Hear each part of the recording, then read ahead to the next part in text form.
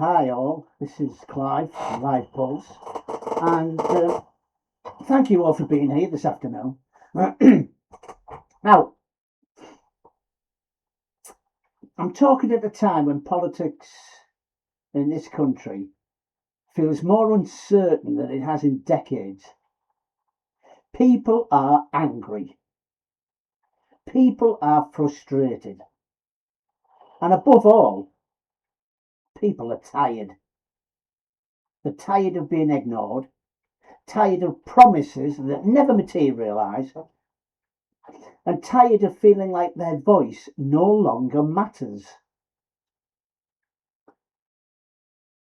Now, here in places like Makerfield, Ashton, Ince, Hindley, real communities, and I've worked in those communities for the NHS, and it's built on hard work, pride, and resilience. And people are asking simple questions and they want simple answers. Why are things getting harder? Why do we feel less safe? And why does it feel like nobody in Westminster understands how we live? So, today, I want to talk honestly about two political forces that are trying to answer those questions on the right of politics: Reform UK and Restore Britain. What they stand for, how they differ, and most importantly, what it means for you, your family, and your future. So we'll get right into it. Now, the mood in Makerfield. So before we talk about the parties, we need to talk about reality. Because politics only matters if it connects to real life. And in towns like Makerfield, people aren't debating ideology. They're dealing with everyday pressures. Your cost of living.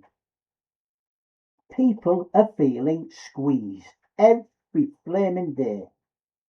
The bills are going up. The food is costing more. Wages not stretching far enough. And for many families, it's not about luxury. It's about getting through the bloody week. And the feeling isn't just things are expensive. It's why is it this hard? And you get the same things coming through. Oh, it's because of the wars. It's because of net zero. It's because of this. There's always bloody excuses, but there's no remedies. Your crime and antisocial behaviour in these key areas. I mean, you can quote statistics all flaming day, but what matters is how people feel in their own streets. And people talk about it all the time. Groups hanging around at night. You don't know what they're doing. You don't know what they're going to do. Shops are being targeted. Shoplifting and what have you. And people are feeling uncomfortable, especially at night, walking home. Now, even when crime numbers are debated, one thing is very, very clear. Visible disorder changes how people feel about their community. Your public services. Now, people feel like everyday basics are slipping. I mean, you've got your NHS appointments are getting harder. You've got transport issues. And you've got your local services stretched. And it creates a feeling of being overlooked and undervalued. But these people know why. It's because of all the immigrants that's coming over by boats, by the shed loads. I mean, we are only a small island. And the way Labour's going on, and all these liberal lefties, Let's bring them all in. Let's just keep bringing them in.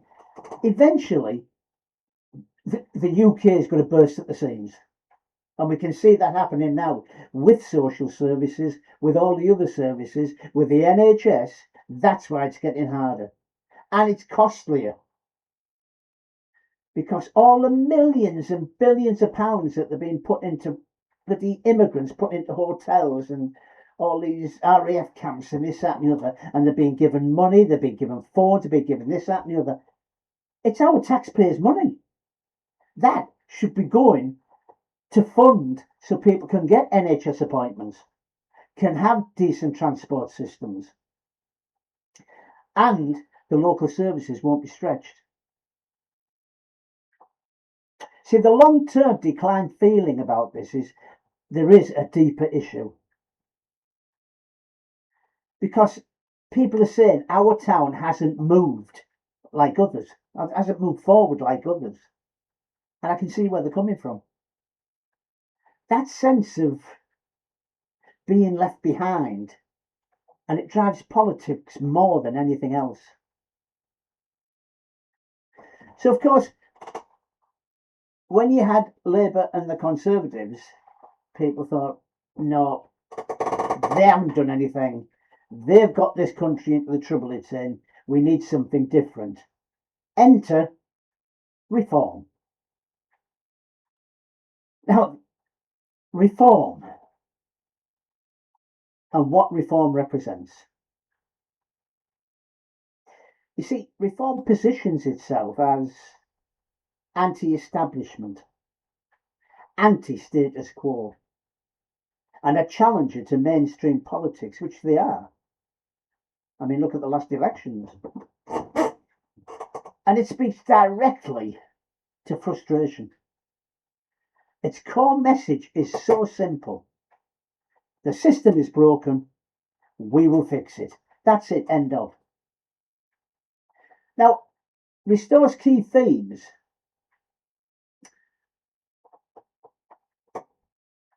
How can I put this? Its appeal is built around several pillars, I'd say. 1, cost of living and tax. You see, they argue that the system's too expensive now. People are overtaxed and government definitely wastes money. So they promise simpler systems and low burdens.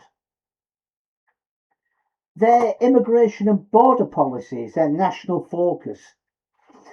Now, they place heavy emphasis on border control and reducing immigration. Now that's a touchy subject when you think about it, because that's what the Conservatives want to do. That's what Labour said they wanted to do. And yet nobody's done it. So we'll have to wait and see on that. We have the crime and law order. You see, in places like Makerfield, this is a key point because they need stronger policing and tough stance on antisocial behaviour. And you have to ask yourself, why are people turning to reform? You see, reform's growth isn't accidental.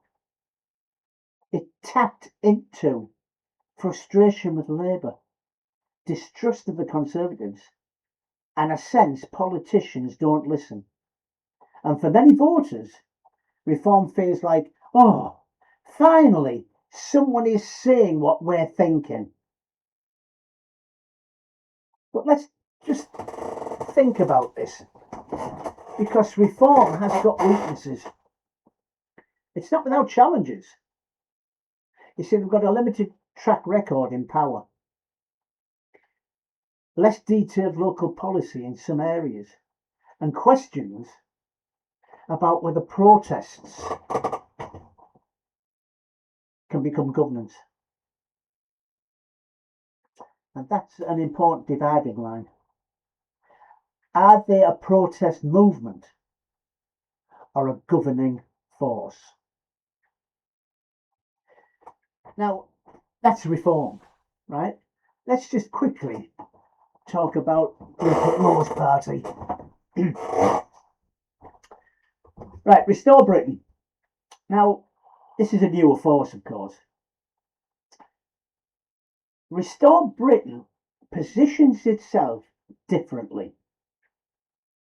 Its saying is, reform is not strong enough, we want to go further. And it tries to occupy space even harder on certain issues, especially immigration, law and order, and cultural politics. Now, their key messaging is tougher stance on social disorder.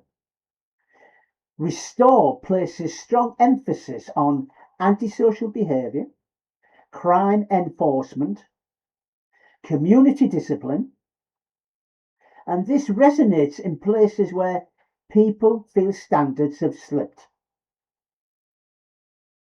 Then you've got support for local people and businesses, reducing bureaucracy, supporting small businesses, focusing on local communities. All good points. But you see, you've got system change, not reform. You see, interestingly, their framing is reform equals adjusting the system. Restore equals rebuilding it entirely from the ground up over. That's a more radical pitch. So the strength of Restore Britain, clear, bold messaging, taps into strong emotions, and appeals to voters who think reform isn't tough enough. But their weakness is they're a very new party. Limited structure and reach, and a risk of splitting similar votes. And that last point is absolutely critical. So if we boil it down simply between the two, Reform UK, anti-establishment, wants to change systems, broad protest appeal, and growing nationally. Right? So, Restore Britain, more radical anti-establishment, wants to replace the system, narrower, stronger positions, and still very new. So the strategic reality in real terms, they're competing for similar votes. And that creates a crucial problem. Do they strengthen that political movement or split it? So what this means to Makerfield, so we'll bring it back local, the actual situation as it stands. You see, Makerfield is a traditional Labour seat, but with growing dissatisfaction and a strong reform challenge. So the real political battlefield, the fight isn't just Labour versus reform. It's Labour versus reform plus smaller challenges. And reform versus restore for the same voters. And you have to ask yourself, what decides the result?